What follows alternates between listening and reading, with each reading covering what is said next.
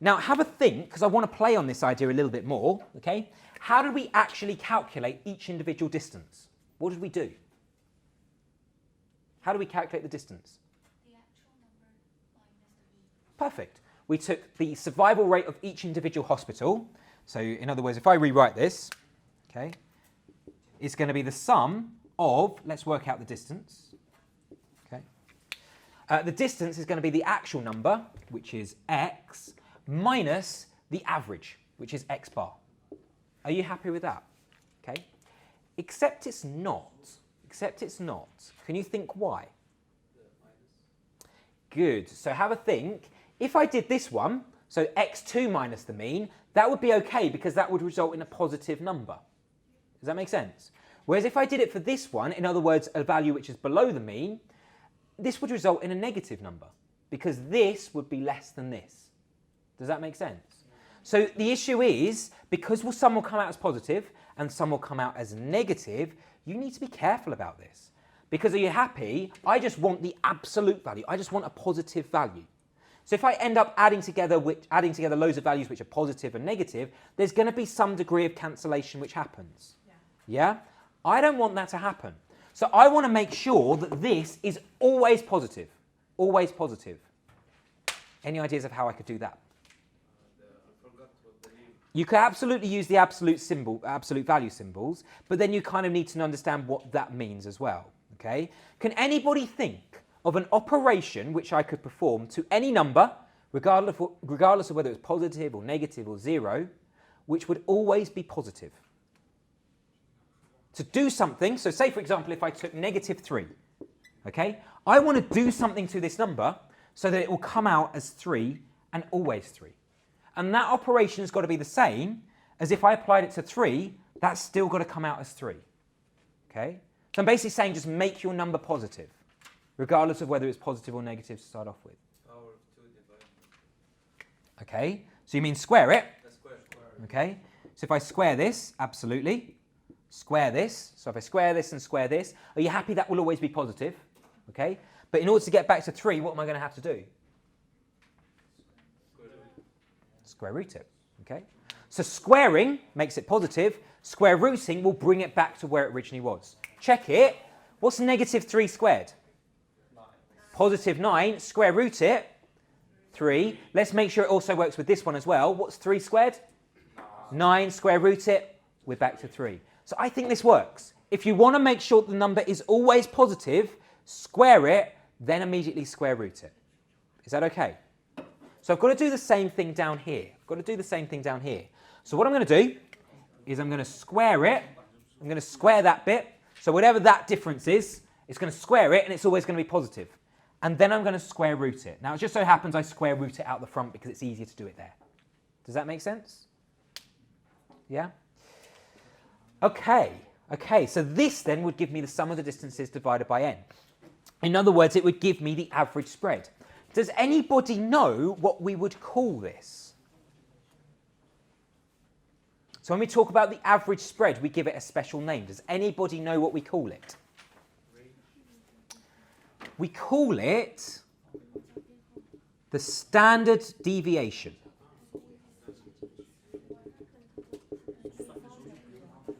Okay, we call it the standard deviation. Standard deviation, deviation just means like how far away you are from something, so how far it deviates. And it's just standard because you're talking about the average. So if you see the word standard deviation, just think it's the average spread. The average spread from the mean. Okay, so it's the average spread from the mean. In other words, if you look at this data, the standard deviation is 0.8% because, on average, all of these data points are 0.8% away from the mean. Does that make sense? Yes? I got 0.73. Okay, fine. Let's not worry about what value you get. It's probably going to be something different. I just wanted to get the inspiration of how you calculate it. Okay? So now we can formalize this. Okay? Standard deviation is given by this. Okay?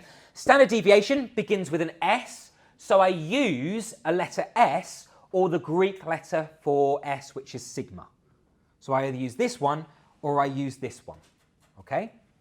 So, just be aware of the difference between these two things. There is a difference.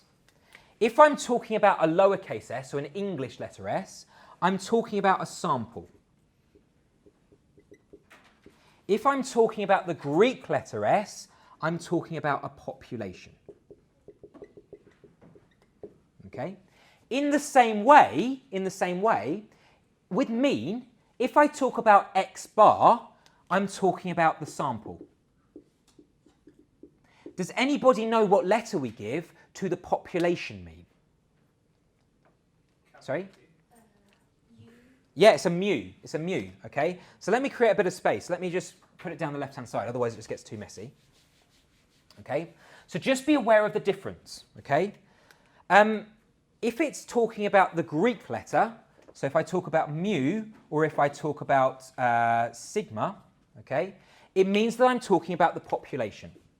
It means I'm talking about the population. So in this case, it's mean, m, mu for mean, and in this case, I'm talking about the standard deviation. Okay? If I'm talking about a sample, I use the letter from my alphabet. So in this case, it's going to be x bar, and in this case, it's going to be s. So just be aware of that difference. Just be aware of that difference. If it's a Greek letter, it means I'm talking about the population. If it's a letter from our alphabet, or x bar, then it means I'm talking about a sample. Okay? All good?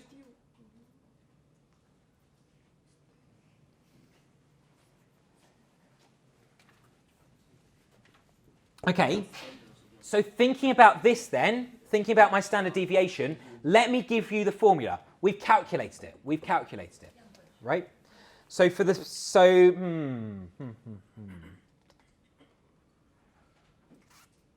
okay, let me give it to you. So for the standard deviation, for the population, here is what it's going to be. It's going to be the square root of this thing. So this 1 over n times by the sum of x minus x bar all squared. Is that okay? Right. For the sample, in general, is the sample going to be bigger than or smaller than the population? It's going to be smaller, so I need to do a correction for that. In other words, the sample which I take, so the standard deviation which I take of my sample, in reality is going to be using a smaller value, a smaller number of items, a smaller sample size, than what's happening at the population. So I need to correct for that. The way which I correct for that is making this thing smaller. So I'm not dividing by such a big number. Okay? So a similar kind of idea is just I replace the n with an n minus 1.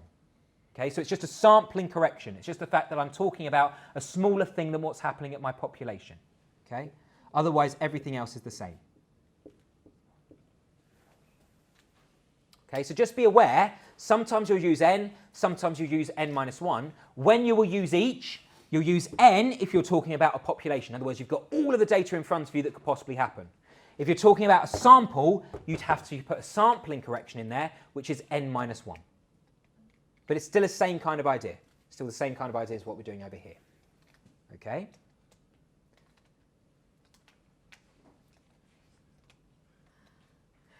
Don't worry about it too much. Just take my word for it. Okay?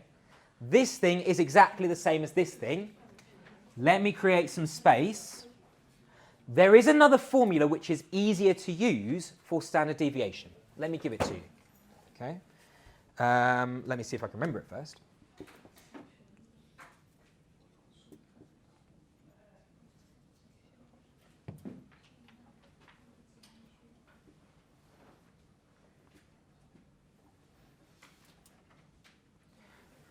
That is a completely equivalent formula which you can get if you just expand this thing out.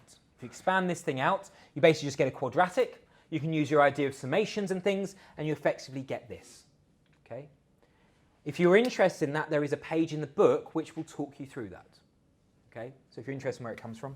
And a similar kind of thing for the sample, 1 over n minus 1, sum of x squared minus n times x bar squared.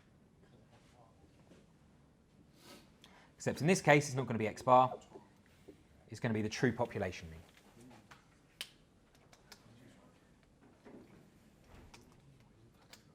Both of these formulas will be in the formula sheet. Okay, so you don't have to remember them, but you need to know how to use them.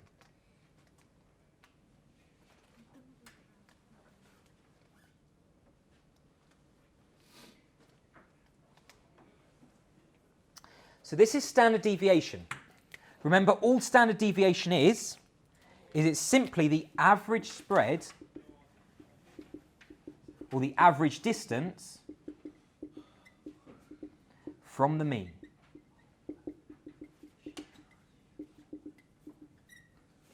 Just the average distance from the mean.